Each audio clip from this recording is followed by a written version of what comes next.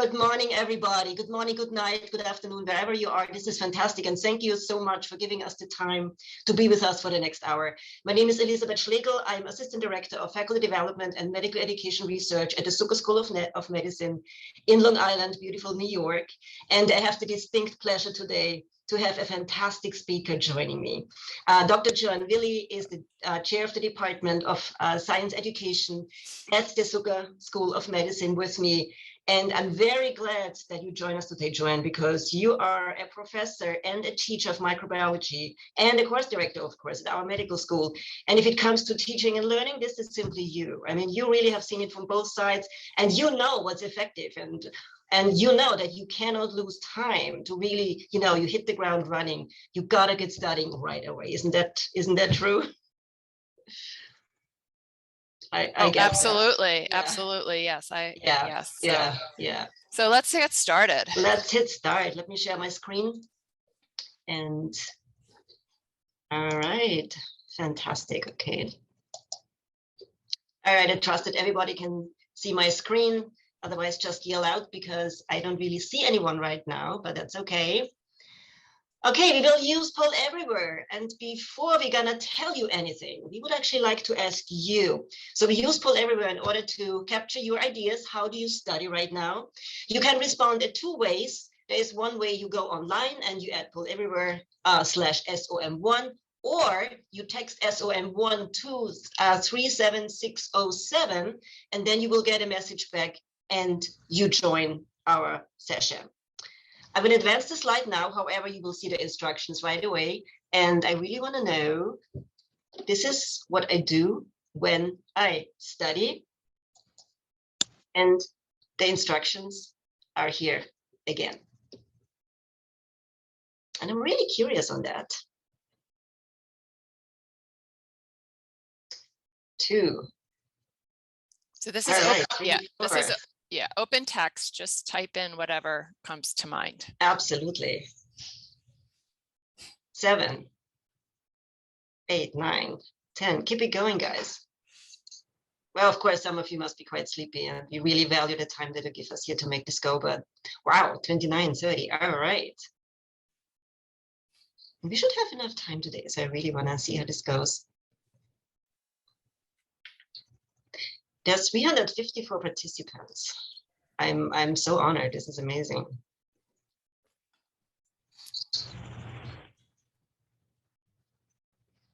All right.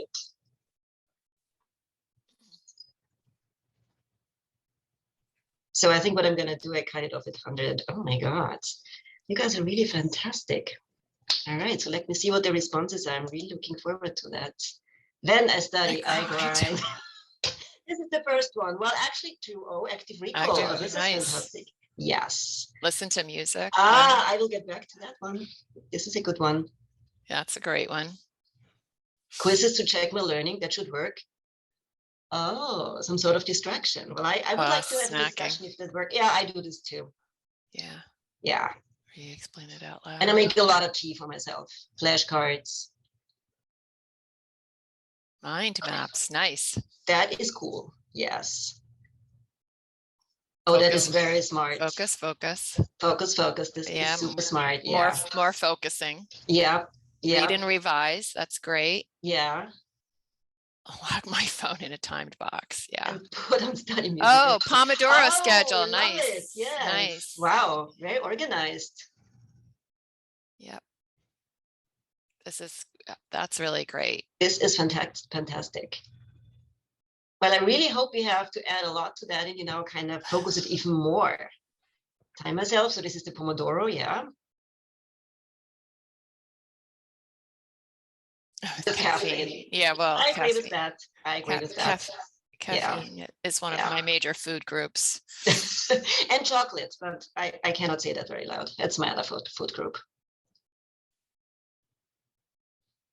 All right. All right, fantastic. Well, shall we tell our audience a little bit about what we're doing? And what we're going to do. Yeah. Okay. All right. Nice. Thank you. Okay, thank you guys very much. This is fantastic. Just keep it going. So we would have one recommendation here. So as we move on, there's a lot that I'm seeing in the chat and a lot of back and forth that you will hear. But grab pen and paper for key takeaways. So there's probably something that goes out there that we really want you to catch. So make sure that you are ready for whatever we are going to tell you here. All right. But before we tell you the most important concepts that are out there right now, and many of them you already mentioned, I would like to lead over to Joanne and have her kind of kick us off here. Yeah, so when Elizabeth and I were talking about putting this talk together, I just said, the bottom line is to show up and keep up. And yeah, so then Elizabeth made this beautiful slide, and we can just walk through it very, bit by bit. So I want to just start with building a strong foundation. Think of this as like building blocks. So you're going to build block by block, or like Jenga. And there's oftentimes two types of foundational content that students have to think about. One is you're going to find yourself in a course where it's going to be assumed, since you took the Mcat and did well, it's going to be assumed that you have some foundational knowledge going into the course. And, we're not all equally strong in all of those different subjects that are tested on the Mcat, whether you're talking about psychology or whether you're talking about physics, if you're doing cardiology. So understand your strengths and weaknesses before you even start going into a course. And, if you know that, okay, there's a lot of biochemistry in this course, and I am, chemistry was not my strong point. Plan ahead to make the adjustment, so to speak, that you're going to need to maybe work a little bit harder than the person sitting next to you. The other kind of foundation is when you show up to class, we're going to talk about this in a minute, do the pre-work, because when whatever the assigned topic is, or the assigned reading or videos or podcasts or whatever the assigned media is, before you show up to class, do it. It requires some self-discipline, but you'll get so much more out of the class.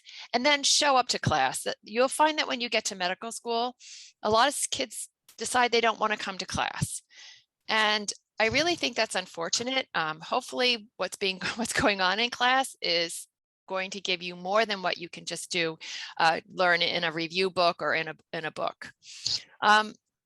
Develop a schedule. This gets to like that pre-work question, like when am I going to have time to do all that pre-work? So usually what you'll see is that your weeks follow a certain rhythm, and it allows you to develop a schedule that's going to be fairly consistent from week to week. So follow that, you develop that schedule, and then have the discipline to stick with it. And one of the things that I find that is important in having the discipline to stick with that schedule is who you're hanging out with.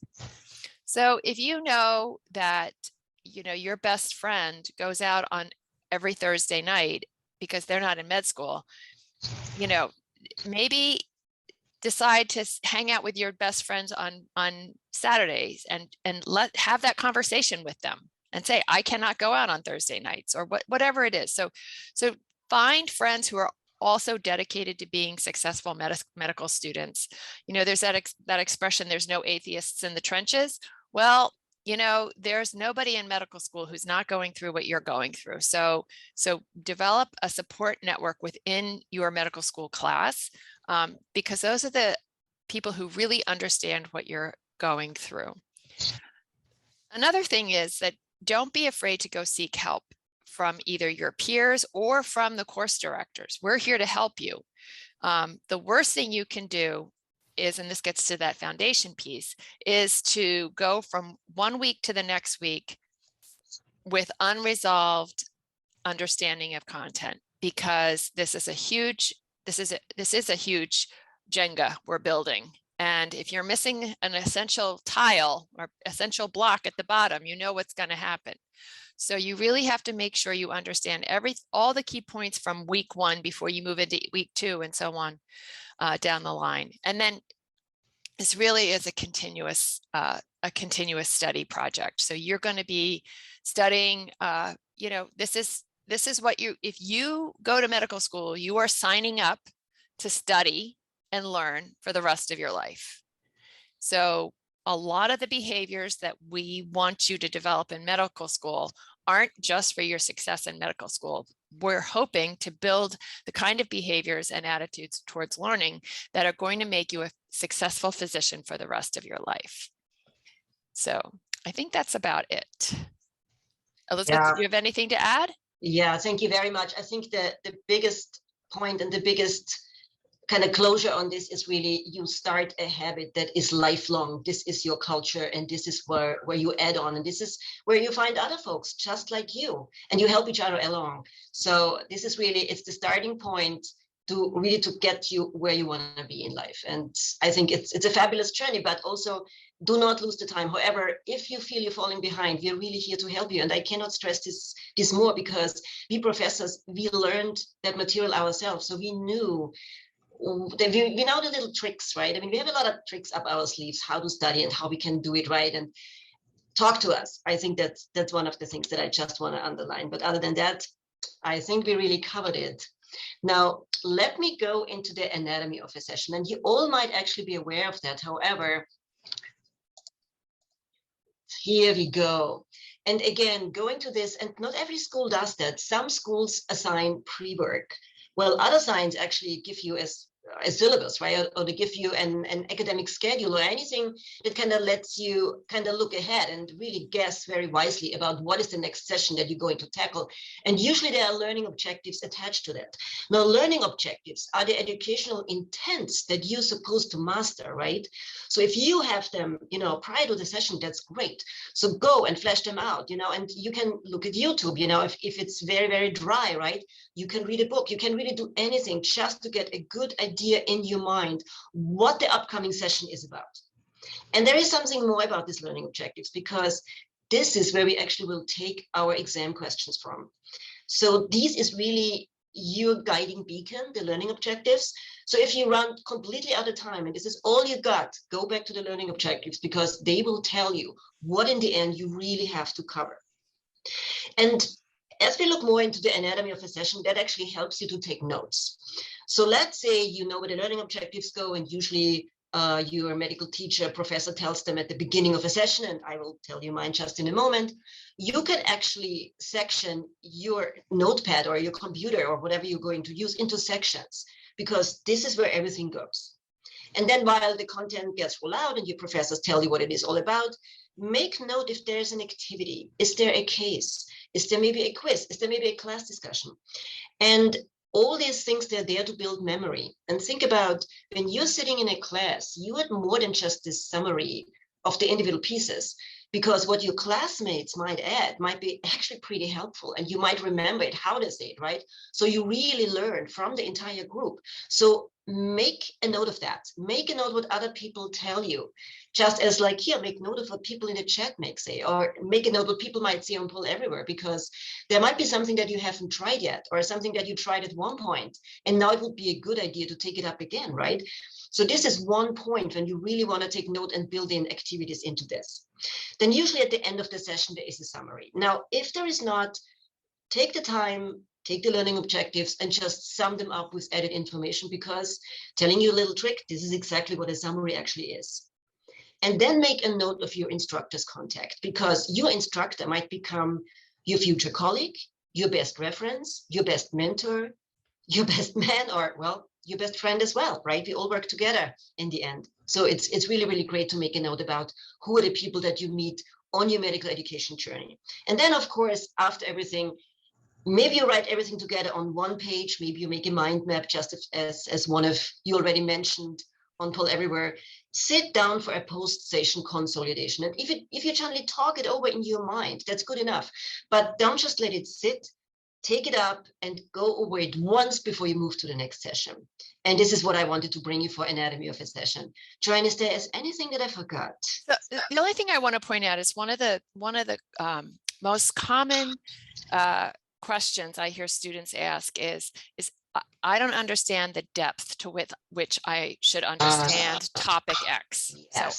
So, the learning objective says, learn this, but I don't know how deep should I go? So the learning objective says, understand the role of RAS mutation in driving cancer. Well, how much do I need to know about RAS? Do I need to know, down to the amino acid level, or do I just need to understand the concept? And one of the key reasons to actually show up to class and get to know who's talking and presenting the content is that they'll make it pretty clear what level of depth they want you to go into, because they're going to, that's going to be how they present the material. So there's a big difference between what's in, first aid or a review book and what's in the molecular biology of the cell textbook. It's a huge spectrum, and somewhere in the middle is typically where you need to be. But take the lead of your instructor, your professor, as to what depth you need to know. Yeah, that is actually really good. And if you're completely stuck and you feel, well, you still need to have a post-class conversation, go and see us. Ask us about it, because we can kind of, take you out of the rabbit hole in case you get stuck somewhere, right? And really help you on this. So Jasmine asked, do we suggest having shared doc with a group of students? I would say, if that's something you want to do, find your people who want to do that with you, because some people don't want to participate in that kind of learning, whereas other people find it super helpful. So you have to sort of, if that's something you want to do, certainly it takes a little bit of the pressure off. I think sometimes students are frantically trying to write down every word, which is unfortunate. But if you're in a group, then you can, it takes a little bit of the pressure off. And maybe if I didn't catch this, somebody else did, because you're going to follow up with them. How do you prevent academic burnout? Well, hopefully we're going to talk about that. That's a huge question, and we're going to try and talk about that in the whole of this presentation. Yeah. Okay. But exactly. Yeah, absolutely. But the most is really keep in touch with everyone, because you're not alone. Whatever you experience, people experience is just around you. All right. So we also want to challenge your assumptions today about your own learning, and hopefully to add something new. So there's actually something very interesting, and you probably have been exposed to this at one point in your life, the discussion about the learning preferences. And truth to be told, it is not really scholarly supported. However, I personally think it is a very smart, reflective activity to think about, in what way just you best learn a certain topic: visual, auditory, reading, writing, or kinesthetic. And you might change that. However, in 1983, Howard Gardner published a landmark book about multiple intelligences. And that was really something where the educators until now basically pricked up their ears and found, oh, there is way more out there than just the learning preferences that had been discussed at this time. And let me share them with you, what they look like. So there is way more apparently available in order to make things stick and to learn things than previously thought. So what about, let's say you're a spatial person, right? You like to walk around, right? You like to appreciate nature while you do something, right? So some of you mentioned that you like to learn with music, right? So there's actually something like a musical intelligence, or logical mathematical. This is the classic intelligence that we know. However, there might be more than just that. Actually, intelligence that puts us in touch really well with other people, such as interpersonal, which you might appreciate when you work with teams, when you study with your study buddy, and later, of course, when you work with the team in the clinic somewhere, right? Then there is bodily kinesthetic, coordinating your mind with your body, looking at landmarks, right? Just think about, if you are a neurosurgeon, right? What might be all the different intelligences here that you really need to activate in order to go where you need to go and really to see what you see, right? And activate and see all the different veins and arteries and whatnot, where you have to be really active, right? So in other words, there is way more at your fingertips for studying and learning than you might actually ever thought about. And I find this especially interesting as an educator, because there might be way more activities and approaches out there for you than we just covered in the first couple of minutes. And let me challenge you here a little bit. So perhaps you can do something completely different. So for instance, putting a post-it note was an important concept on your bathroom mirror. So this is the first thing that you see in the morning, right? Or you start pacing in the morning, right? And read loud what you need to remember. And actually, I had a student of mine who said, Dr. Schlegel, I have my review sheet from the day before under my bed, and I pull it up at 5 a.m. And from 5 a.m. is my study time. No kidding. That's what she does. And it works. So in other words, be blunt and find out what you like and what works for you and how you really want to go about it. This is really very personal, but again, you will not be alone. Other people want to study just like you, and that is the key. So here are the learning objectives for that day. We want you to reflect on new formats of education. We want you to differentiate types of studies depending if you are individual or team directed, interpersonal versus intrapersonal learners. And think a little bit, how you will act later in the clinics, because this is a team sport, right? Medicine is not a solo activity. And then we want you all identify personal effective learning strategies. And there is not just one, there are multiple, and you can mix and match them up just as they're good for you. And in the following, maybe I make a little marketing here for our medical education program, but I really feel it works because it really keeps in mind that we are adult learners and we have certain study habits, and we already bring a lot of knowledge with us. So at the Zucker School of Medicine in New York, we have an integrated program that really is meant to train students with putting basic science next to clinical medicine. That means we contextualize both of it. We favor education in interactive, collaborative, large and small group sessions. However, of course, if you need to study something solo, right, to make it stick, like microbiological terms or anything else, of course, you will have to study certain types on your own as well. But most of it is an adult learner environment that values independent study and self-directed learning. And Joanne will tell you a lot what that means. And this is very important for your future. In addition to that, we also engage in required reflective practice. And this is when I say, think about how you do things, reflect on how you study. And if things don't work, change them. And that's fine, because you will have to do this for the rest of your life. And last but not least, it's also about a community of practice with your peers, with your professors, with other learners, with people where you learn from. It is really, really very cool. But Joanne, why don't you tell our audience more about self-directed learning? Because I think this is really key, how we act together here. Sure. So self-directed learning went from being sort of a topic discussed only amongst educators to now being part of the accreditation of every medical school. Has to demonstrate that they are helping their students become self-directed learners, because as physicians, nobody's going, when you've been in attending for 5, 6, 12 years, nobody's going to sit you down 4 times a week and say, here's your learning objectives. This is what you have to learn this week in order to stay up to date in your profession. You have to be able to do that yourself. So again, one of the things that we want to do is to help you develop those skills, the skill of self-regulated learning or self-directed learning as a medical student. And it's actually sort of, it's listed here as a list, but it's actually more of a cycle. And it starts out by, how am I ready to learn? How can I set myself up for success? And this actually, I think about this in a couple different ways. First of all, your learning environment. So for instance, we find students typically do better if the students who do better are the students who either study at the school or at the library or someplace that's not home. The problem with studying at home is that there's too many distractions. So find the environment that works for you. But the other piece about setting yourself up for success is asking yourself, am I motivated?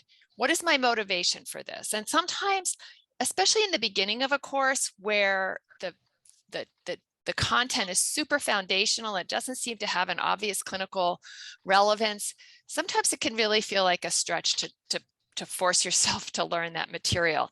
And so it's a process of keeping your eye on the long game, but you also have to ask yourself, right in this particular moment of time, am I motivated to study? And if the answer is no, you're going to be really, really hard pressed to get yourself over that.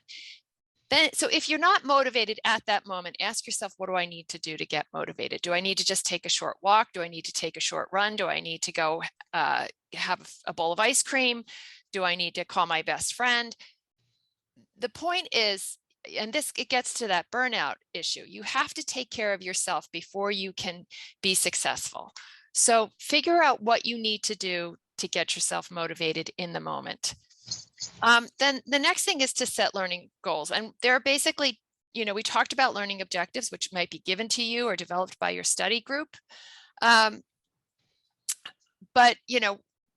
not only, these are the things I have to learn, but give yourself sort of a timeline. Okay, by the end of this study session, I should be able to explain X, Y, and Z. By the end of this week, I should be able to relate X, Y, and Z to A, B, and C. So give yourself sort of a whole timeline for what you need to do to complete specific activities, but also to get to a certain level of understanding. And then we're going to talk a lot about different ways to organize your learning processes. And I was so happy to see so many of you talking about active studying. Sometimes, students will be in my office and they'll say, oh, I study so much. I'm studying 6 hours a day or 8 hours a day. And then we talk about how are they studying? And they're studying by reading and using a highlighter, or they're studying by just reorganizing their notes.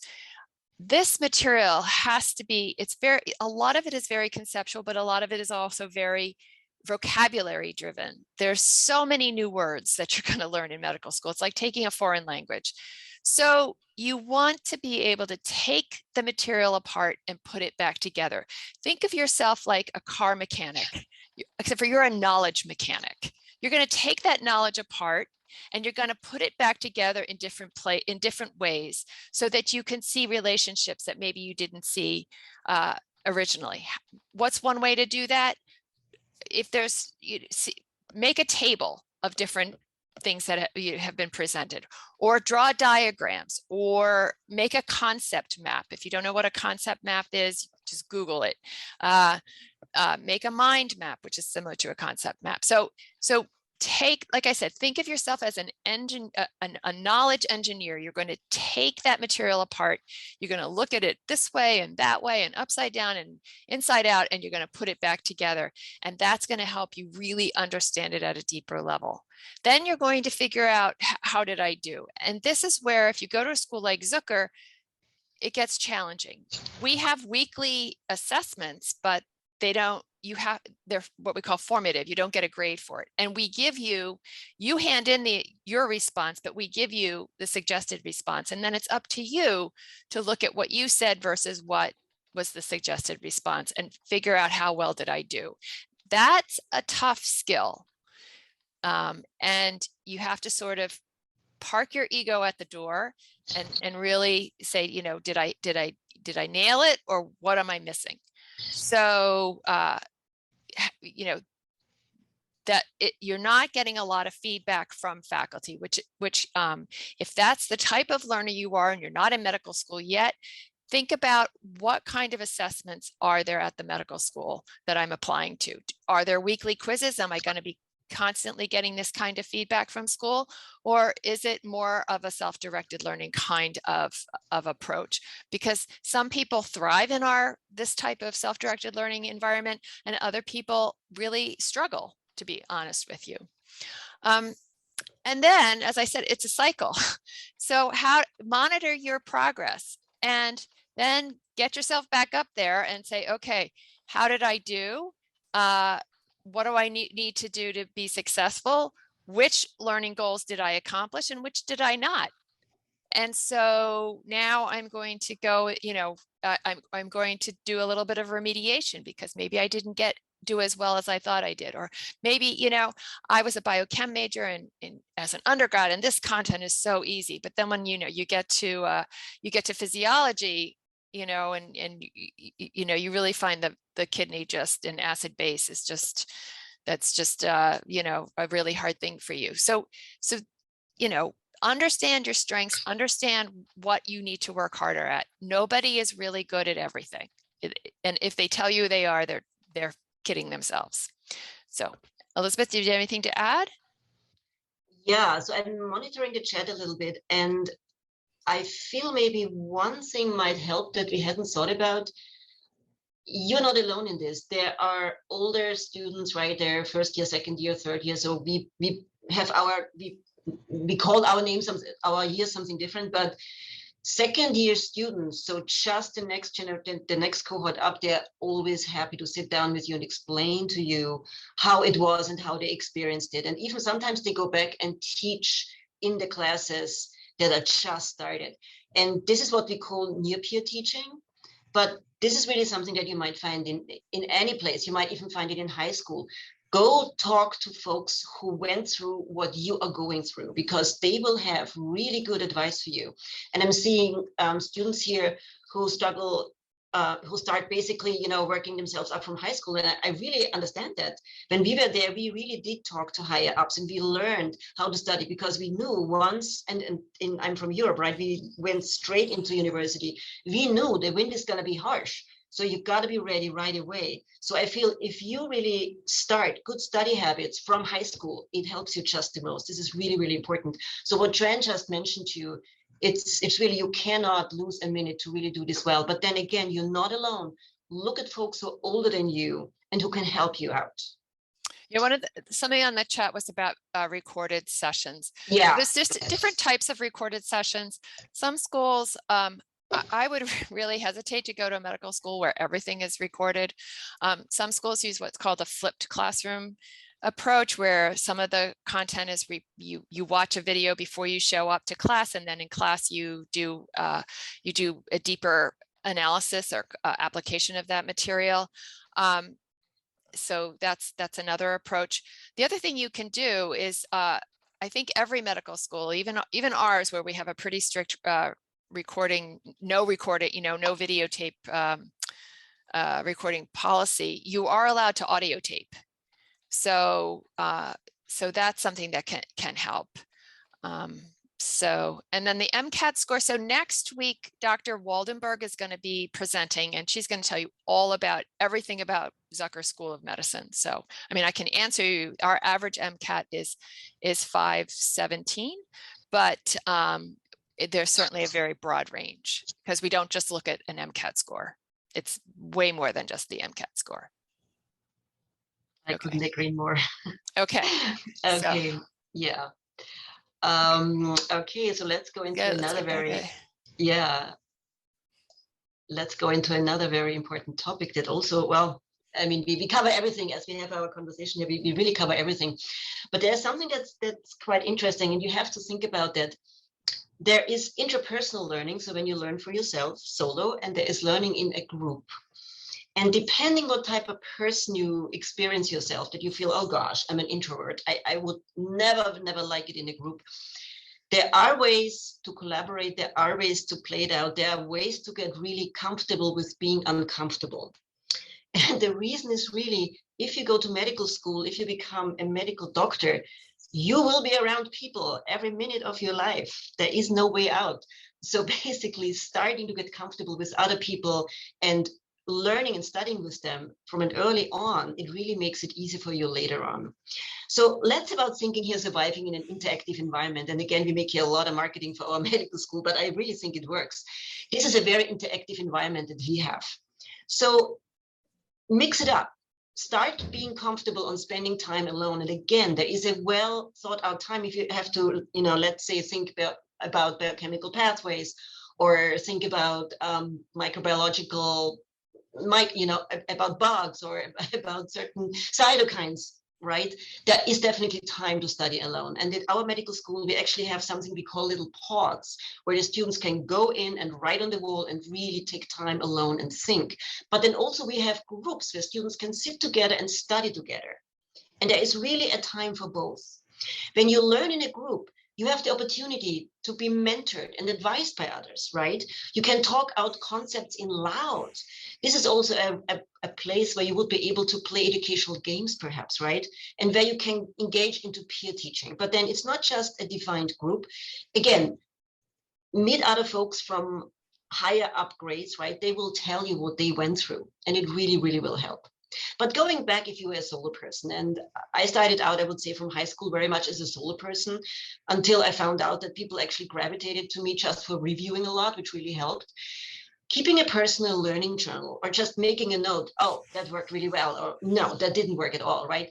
Keep tab of how your study habits actually play out. It really helps you.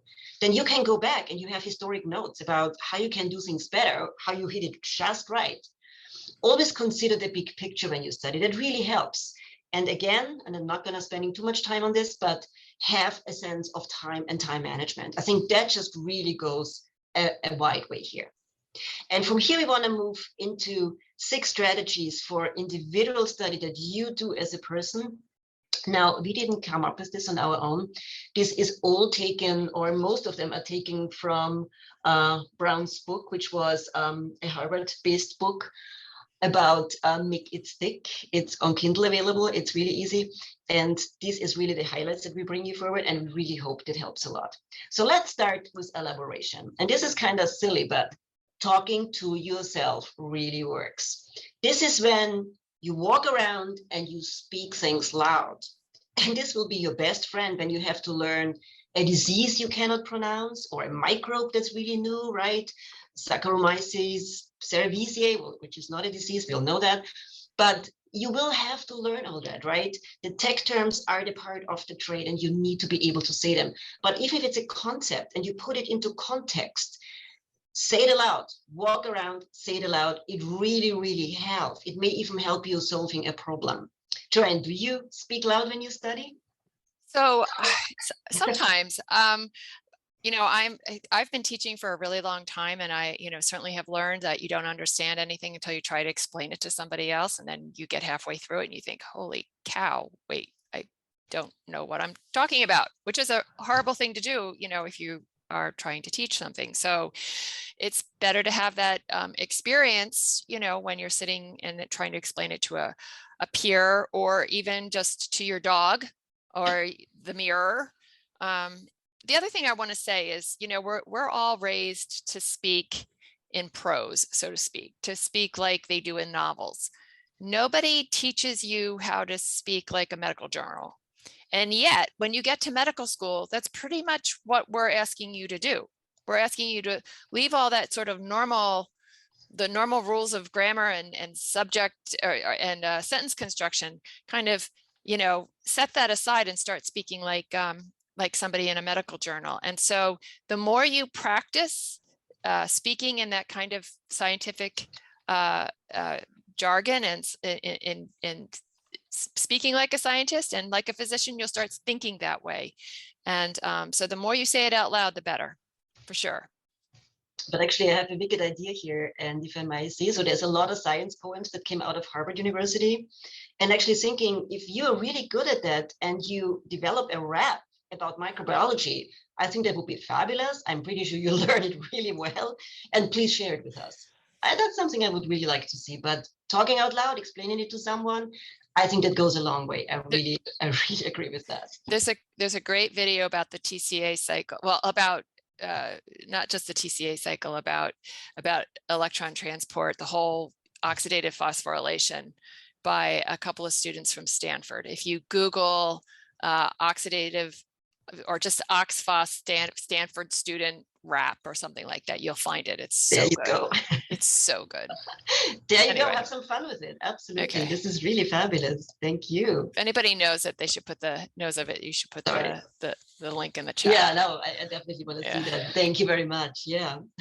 Sorry, I didn't mean to advance the slide so fast. But anyways, I think this is something that's really, really important as well. And yeah, and this goes back to the magic. You need your time budget. You really do. The time between when were you initially exposed to the content and when is the final test, because then you can use something that's called spaced practice. And it really means that you engage in an initial study with the content with or with buddies. You let it sit for a while and kind of ferment in your mind for a week or so, right? And then you review the material, you study it up really, really well, and then you might let it sit again before you heat it up again right before the final test. And the magic is, this is a way to really make it stick in your long-term memory versus cramming, right? I mean, cramming works, but everything will be gone, right? Everything will be gone in a week or so. But if you use spaced practice, that actually really makes things stick. So, Joanne, what is your No, take I on just that? want to say this is not just somebody pretending to know this. This is really based on a lot of studies of Yes, people, yes, yes. students and how they retain content. And somebody was talking about fighting the forgetting curve. So the forgetting curve, if you cram, is like, asymptotic downward. You just crash. Space practice, right? It's the retrieval that re-stimulates, remembering. And so, yeah, so space practice is super, super important. Yeah. Fabulous. Yeah. Those of you who are flashcard fans or any of that, if you're a flashcard fan, once you've learned something, don't put those flashcards away. That's, yeah, exactly. Keep quizzing yourself on them so that you don't forget. Yes, I totally agree with that. I still have my math notes, believe it or not, from very, very big. Well, no, it does. It's my writing. I remember. Bing, it comes back. It's perfect. Anyways, this is interleaving. I think that's actually very, very helpful, because you will not just have one subject. You will have many subjects that you need to be able to absorb in a really short time. And one way to do this is to literally play with your study topics, because going back to the interleaving, right, there's some time in between. So what do you do with the time in between? Well, guess what? You study a different subject. And that actually makes your brain, I mean, number one, it keeps you on top of your toes, but it really helps you kind of keep it interesting, right? And not just staying on one subject, because now you have the way to alternate it and to kind of use different parts of your brain or different parts of intelligences, if you want to say so. So let's say you work on the cytokines in 1 week, right? And you review this very well, and then you go into anything that needs your hands, like auscultations or communication, like breaking news or something, right? So if you alternated subjects, it makes it way easier to study. And I think it's a kind of playful way to really learn all the material. This also would work really well with a study schedule, by the way. Joanne, what do you think about that? I think that's great. I'm just reading the chat here. Yes, Anki is a great way to do spaced learning. And the best time intervals, when you're first learning something, the intervals have to be shorter. After you've learned something and feel very confident, fairly confident with it, you can space those intervals out, right? So it really depends on, and how difficult you find the content. Right. If you're somebody who took Latin as in high school, and a lot of these terms just, or you majored in physics as an undergrad and you're learning about cardiology, so this is not that hard for you, then that's going to be different than for somebody who was a literature major as an undergrad. They're going to have to do a lot more, shorter spaces. Yeah, this is again, talk to other people and find out what works best for you, and really it can be fun. I mean, there's a lot of drawing, we will get to that, but there's also many, many different ways to really make it playful. And think about, you have more than just one intelligence. You really can use everything you need to make it kind of work for you. Then this is, oh, I like this one. And again, this goes back to the Anki cards and to any kinds of flashcards. Test yourselves. And this is where you literally can use anyone about you. I remember that I asked one parent at one point, my father, to just, and he wouldn't understand what I was saying, right? But it doesn't matter. I knew if I could have an answer or not. Quiz yourself, ask yourself, test yourself, and you could use the learning objectives and flesh them out and use them as exam questions for yourself. So this is really a very good way to find out, do you actually have the illusion that you learned the material, or you actually really know what you learned? So this is something very important, and I did this a lot. Joanne, what's your take on that? Yeah, no, I think that this gets back to this, also the spaced retrieval. I'm anxious to go to the concrete examples, which is the next one, because I think that's so important, especially in medicine. So if you can just advance to the next slide. Oh yeah. Yeah, this is one of my, yeah. Because I think, you know, people are hardwired to remember stories. So yeah, if you can relate it to a clinical case, it's really important. The New England Journal of Medicine has a whole I don't know what you call it, a section called Images in Medicine, that are these short little vignettes with pictures. And I use those all the time when I teach. They're really great. And I think, you know, you could Google for what you're learning, new NEJM, images in medicine with a subject, and you might find something that's really going to help make it stick. Yeah, and I couldn't agree more. And sometimes they actually speak it loud. So there are sometimes voices. So that might help you also learn certain tech terms that are hard to gain. Absolutely, this is great. And then last but not least, this is dual coding. So you might have a lot of fun with this. So perhaps some of you guys are doodling when you take notes, right? Or you listen to a YouTube video and you take notes, whatever. That actually activates other brainwaves and also helps you study and helps you learn. So I want to encourage you, whenever you study, whenever you write something, use other parts in your brain and add something visual to it. It really, really helps.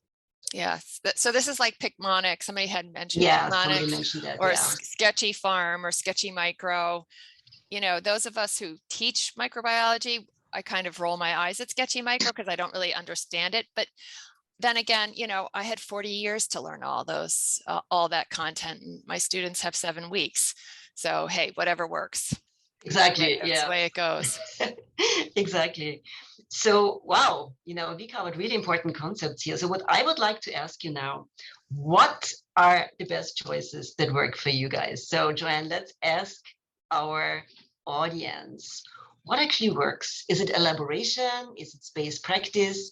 And you use just the same access with Pull Everywhere as you used before. So I would say which works best, because you can only pick one. You can only pick one. That's true. I think for most people that it's actually, you know, for me, it's basically all of these except for dual coding. And that's just because I'm not learning anything all that new anymore. So oh, you would be surprised. Yeah, that sounds terrible. But yeah, so what works best for you? Well, I have to say I'm mixing it up a lot because it really depends what I say. So use the Pull Everywhere. There you go. Yeah. Some people are answering in the chat. Yeah, I saw that. Yeah. But a lot of people seem to explain it to themselves. But let's see. It's really interesting. And we're good in time here, so I'll let it go until 100 and then we'll see.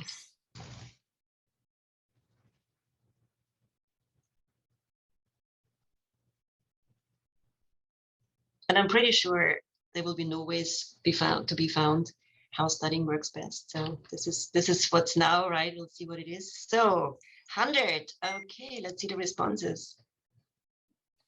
Look at that. Okay, most folks are elaboration. That's actually interesting because retrieval practice was last year. Huh. Most, that's funny. Yeah. Yes. Interesting. Yeah.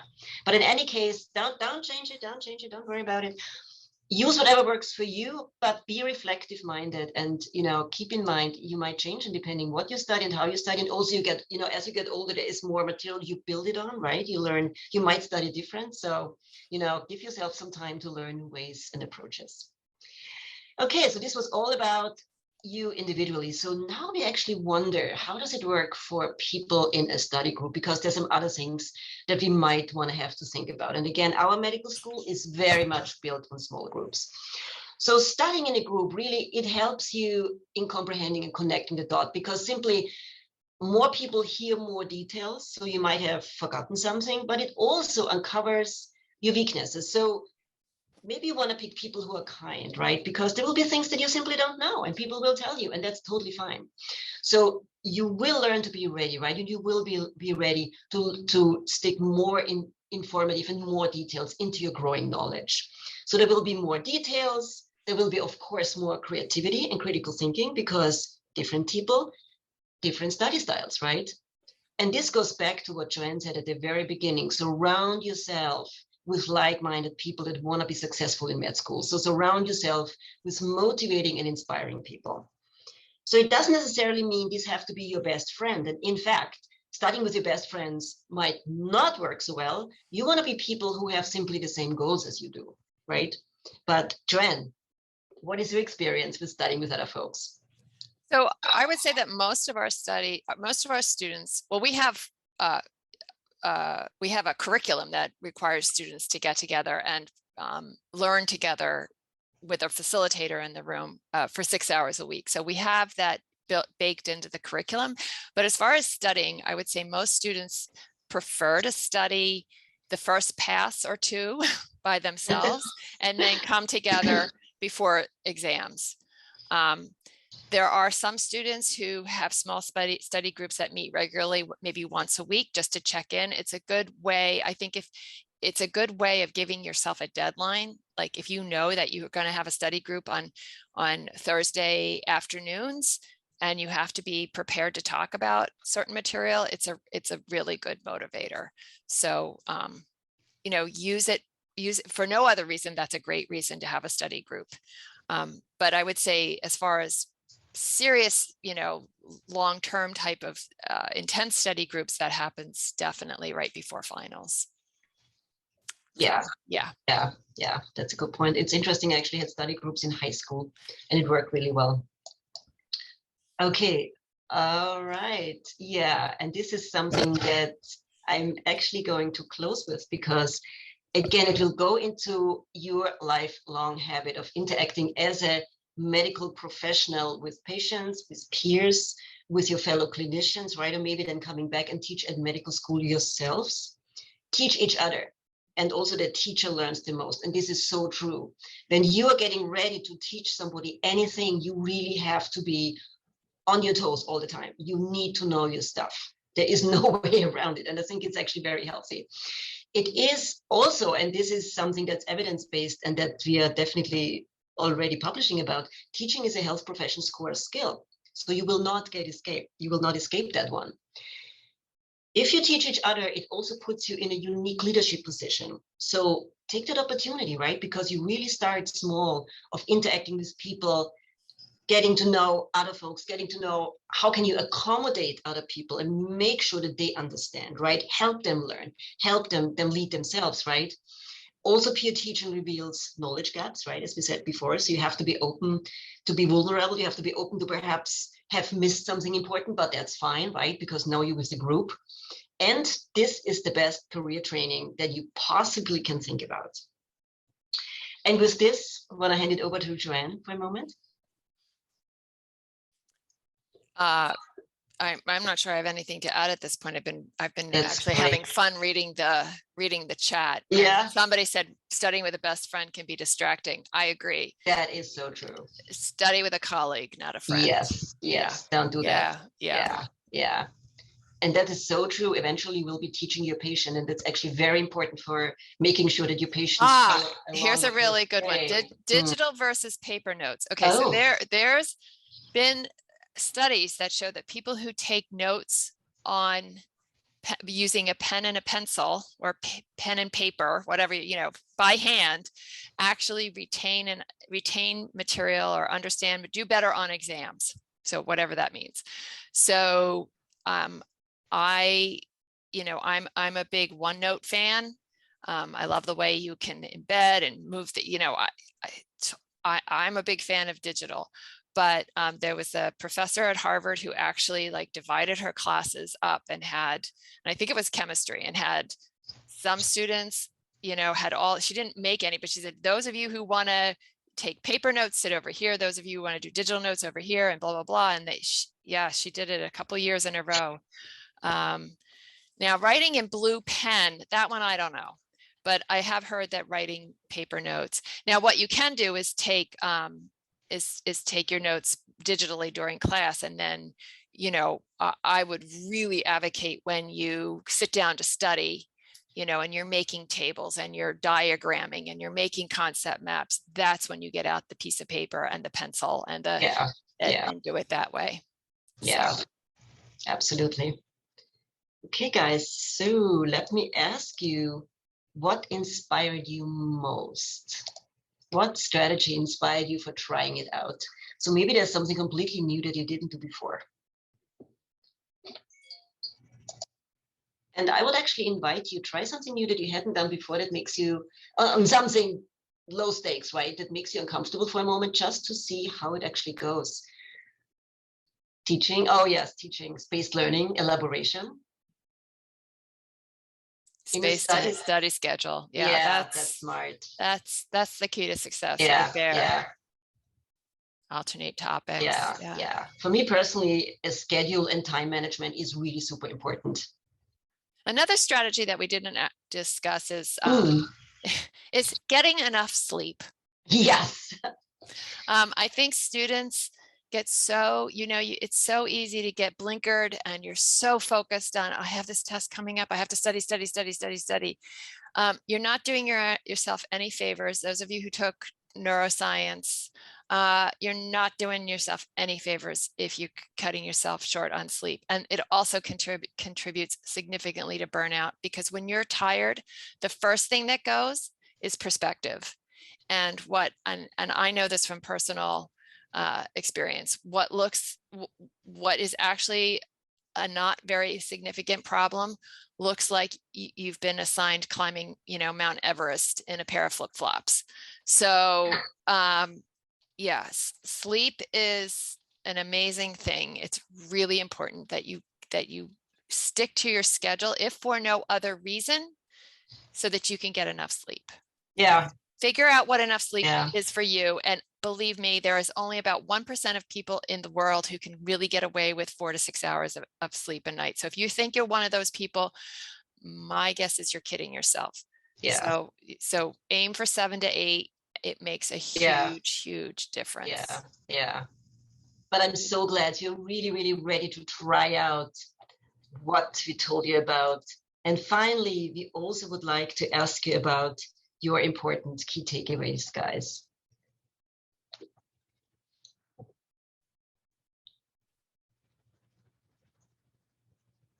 Daveen, when you said that you slept less, it influenced your learning. Is that negatively influenced or positively influenced? Yes, taking the material apart. That's good. Negatively, yeah. Yeah. Now I remember when my kids were little and I was getting so little sleep. I would literally almost feel like crying because I had to take the trash out. It's like, get a grip, girl. It's hard, I didn't need to get a grip. I just needed to get some sleep. Right. So, yeah. Right. Yeah. And I don't know if it's possible, but on the weekend, take naps. Yeah. Catch up. Be blunt about it. Your body needs it. Your body is your friend, and your brain is your friend, right? So you got to really take care of this. Cramming never works. This is thank you guys. It's so true. And self-directed learning, again, this will be your culture wherever you go from here. It doesn't matter. It actually doesn't matter if it's medical school or whatever it is. You will need to learn, and you will need to kind of develop yourself, right? So self-directed learning goes with you your entire life. Yeah, choose a method that will last you in the long run. This is beautiful. This is so true. Well, if you guys, I hope you guys found this helpful.